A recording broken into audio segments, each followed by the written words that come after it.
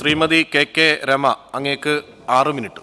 Sir, ഈ ധനാഭ്യർത്ഥനകളെ ഞാൻ എതിർക്കുകയാണ്. Sir, ഇതുപോലെ ക്രമസമാധാനം തകർന്ന ഒരു കാലഘട്ടം മുൻപേ നമുക്ക് ഉണ്ടായിട്ടുണ്ടോ? സർ, ഉറങ്ങാൻ കിടന്നാൽ പിറ്റേ ദിവസം ഉണർന്നെണീക്കുമ്പോൾ തലയുണ്ടോ എന്ന് ഉറപ്പില്ലാത്ത ഒരു സ്ഥിതിവിശേഷത്തിലൂടെ ഏറ്റവും ഭയാനകമായ ഒരു സാഹചര്യത്തിലൂടെയാണ് സർ കേരളം ഇന്ന് മുന്നോട്ട് പോകുന്നത്. സർ, കഴിഞ്ഞ 2 മാസത്തിനുള്ളിൽ ഏകദേശം 75 കൊലപാതകങ്ങൾ കേരളത്തിൽ നടന്നു എന്നാണ് കണക്കുകൾ പറയുന്നത്. സർ, ഇത്രയേറെ ഈ കൊലപാതകങ്ങളൊക്കെ ഉറവിടം അന്വേഷിച്ചു പോകുമ്പോൾ അതിൽ ആഭ്യന്തര വകുപ്പിൻ്റെ പരാജയം നമുക്ക് നിഴലിച്ച് കാണാൻ സാധിക്കും. സർ, ഇപ്പോൾ ഏറ്റവും കൂടുതൽ നമ്മൾ ചർച്ച ചെയ്യുന്നത് ലഹരിയും ലഹരി മാഫിയയും അതിനെതിരെ സർക്കാർ എടുക്കുന്ന ക്യാമ്പയിനുകളുമൊക്കെയാണ്. സർ, സംസ്ഥാനത്തെ എക്സൈസ് പോലീസ് സംവിധാനങ്ങളുടെ സമ്പൂർണ്ണ പരാജയം നമുക്ക് ഇതിനകത്ത് കാണാൻ സാധിക്കും. ഇപ്പോൾ പറയുന്നു അടുത്ത മാസം മുതൽ അടുത്ത ഘട്ടം മുതൽ ഞങ്ങൾ ഇതിനെതിരെ ശക്തമായ നടപടികളുമായിട്ട് മുന്നോട്ട് പോവുകയാണ്. അപ്പോൾ ഇത്രയും കാലം നിങ്ങൾ ഒന്നും ചെയ്തിട്ടില്ല എന്നുള്ളതല്ലേ ഇതിനകത്ത് അർത്ഥം? നിങ്ങൾ പൂർണ്ണമായിട്ട് പരാജയമായിരുന്നു ഈ രംഗം എന്നുള്ളതല്ലേ? സർ, ഇന്നലെയും ഇന്നും ഒന്നും പൊട്ടിമുളച്ചതല്ല ഈ എക്സൈസ് സംവിധാനം. പക്ഷെ എവിടെയായിരുന്നു നിങ്ങൾ?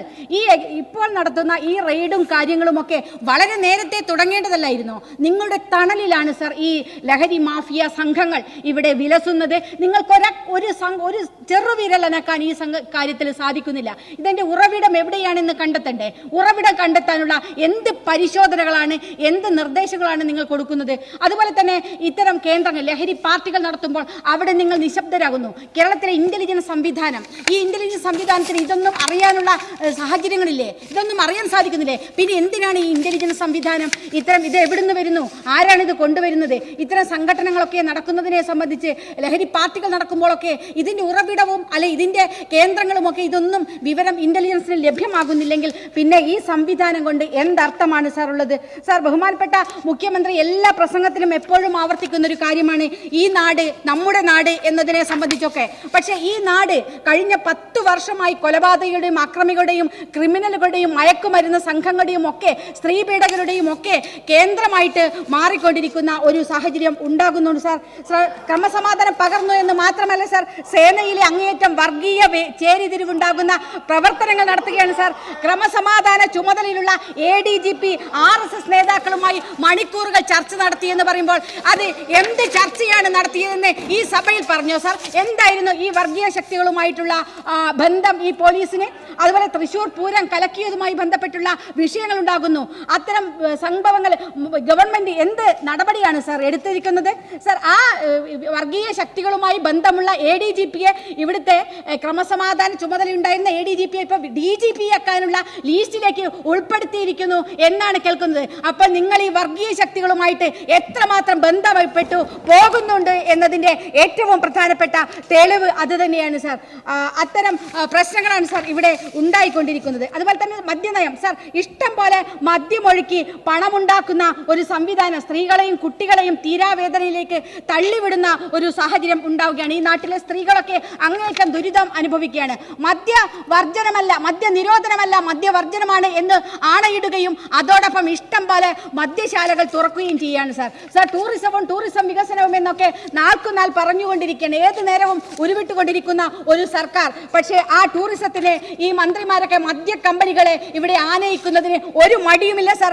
കുടിവെള്ളം മുടങ്ങിയാലും മദ്യം വിളമ്പുന്ന യുക്തി എന്ത് കമ്മ്യൂണിസമാണ് സാർ ഇവിടെയുള്ളത്?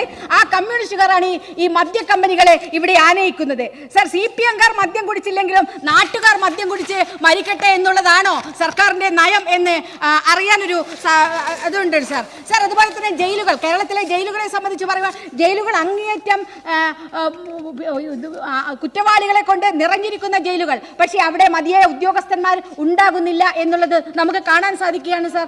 ആ ജയിലുകൾ ഇപ്പൊ വനിതാ ജയിൽ ഉൾപ്പെടെ അട്ടക്കുളങ്ങര വനിതാ ജയിൽ ഉൾപ്പെടെ മാറ്റാൻ പോകുന്നു എന്നുള്ള ഒരു നിർദ്ദേശം കേൾക്കാനിടയായി. സാർ, ഇത്തരം സ്ത്രീകൾ മാത്രം താമസിക്കുന്ന ജയിലുകളൊക്കെ മാറ്റി പുരുഷന്മാർ താമസിക്കുന്നിടത്തേക്ക് മാറ്റിക്കഴിഞ്ഞാൽ അത് വളരെ ദുരിതം അനുഭവിക്കുന്ന ഒരു സാഹചര്യത്തിലേക്ക് മാറും. ഈ ജയിലുകളൊന്നും മതിയായ ഒരു സാഹചര്യത്തിലേക്കല്ല സാർ. സാർ, അങ്ങേയറ്റം മോശമായ സാഹചര്യം. ഇപ്പൊ സാർ, നമ്മുടെ ഈ നമ്മുടെ ആഭ്യന്തര വകുപ്പിന്റെ പരാജയം അല്ലെ ജയിൽ വകുപ്പിന്റെ ഒരു പരാജയം എന്ന് പറയുന്നത് നമ്മുടെ ഈ കേസിലെ പ്രതികൾക്കൊക്കെ ഇഷ്ടം പോലെ പരോള് കൊടുക്കുന്നത് നമുക്ക് കാണാൻ സാധിക്കുകയാണ് സാർ. സാർ, TP ചന്ദ്രശേഖരൻ വധക്കേസിലെ പ്രതികൾക്ക് എന്താണ് സാർ ഈ കേസുമായി ഞങ്ങൾക്കൊരു ബന്ധവുമില്ല എന്ന് 24 മണിക്കൂറും ആണയിടുന്ന ഒരു സർക്കാർ.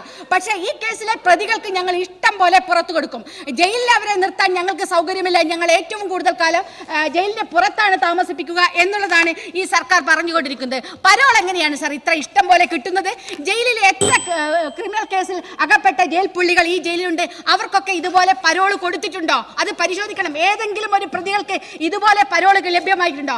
ഈ കേസിലെ ഒരു പ്രതി KC രാമചന്ദ്രൻ എന്ന് പറയുന്ന ഒരാൾക്ക് 1308 ദിവസം 6 മാസം മുന്നേയുള്ള കണക്കാണ് സാർ. 1308 ദിവസം ഒരു കേസിലെ പ്രതിക്ക് പരോള് കിട്ടുകയാണ്.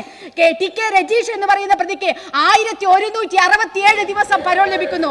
ട്രൗസർ മനോജിന് 1295 ദിവസം പരോൾ ലഭിക്കുന്നു. അണ്ണൻ സിജിത്തിന് 1305 ദിവസം പരോൾ ലഭിക്കുന്നു. സർ 1000ഉം 1305 ദിവസങ്ങൾ പരോൾ കൊടുത്ത് നിങ്ങൾ ഈ പ്രതികളെ സംരക്ഷിക്കുന്നത് എന്തിനാണ് എന്നുള്ളത് വളരെ വ്യക്തമാണ് സർ. ഈ കൊലപാതകത്തിന് പിന്നിൽ നിങ്ങൾ പറഞ്ഞതിന്റെ ആജ്ഞ നിറവേറ്റിയതാണ് അവർ ചെയ്തത്. അതുകൊണ്ട് അവരെ നിങ്ങൾക്ക് സംരക്ഷിക്കേണ്ടിയിരിക്കുന്നു. അതിന്റെ ഭാഗമായിട്ടാണ് ഈ നടപടിയെടുക്കുന്നത്. ജയിൽ വകുപ്പ് പരിശോധിക്കുന്നുണ്ടോ ഇത്? എങ്ങനെയാണ് ജയിൽ മേധാവികൾ ഇതിന് മറുപടി പറയണം. എങ്ങനെയാണ് ജയിൽ മേധാവികൾ ഈ പ്രതികൾക്ക് മാത്രം ഇത്ര സംരക്ഷണം ഒരുക്കുന്നത്? ഈ സംരക്ഷണം ഒരുക്കുന്നതിന് കാരണം കേരളത്തിലെ ആഭ്യന്തര വകുപ്പ് തീർച്ചയായിട്ടും പോലീസ് നല്ല മിടുക്കരായ ഉദ്യോഗസ്ഥന്മാർ പോലീസിലുണ്ട് എന്ന് നമുക്കറിയാം. പക്ഷേ പോലീസിനെ രാഷ്ട്രീയ ചട്ടുകമാക്കി മാറ്റുമ്പോൾ ഇത്തരം പ്രവർത്തനങ്ങൾക്ക് കുടപിടിച്ചുകൊണ്ട് മുന്നോട്ട് പോകുന്നത് കാണാൻ സാധിക്കുകയാണ് സാർ. അതിനെതിരായിട്ടുള്ള പ്രവർത്തനം വകുപ്പിന്റെ ഭാഗത്തു നിന്നുണ്ടാകണം, മന്ത്രിയുടെ ഭാഗത്തു നിന്നുണ്ടാകണം എന്നുകൂടി സൂചിപ്പിച്ചുകൊണ്ട് ഈ ധനാഭ്യർത്ഥന ചർച്ചകളെ എതിർക്കുകയാണ് സാർ.